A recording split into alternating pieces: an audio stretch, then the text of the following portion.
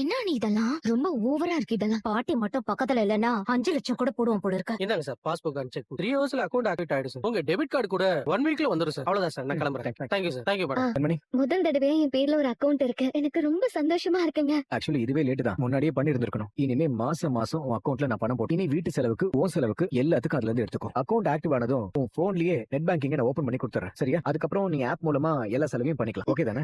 ஓகேங்க. என்ன ரொம்ப சீரியஸா ஏதோ யோசிச்சுட்டு இருக்க போல?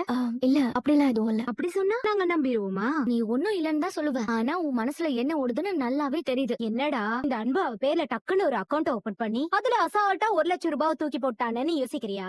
ஆனா இவர் என்னடானா இப்படி எல்லாம் பண்றாருன்னு ரொம்ப ஆச்சரியமா இருக்கா உனக்கு? அவன் எது பண்ணாலும் கணக்கோட காரணத்தோட தான் பண்ணுவான். இப்ப இது கூட எதுக்கு பண்ணிருக்கான்னு நினைக்கிற?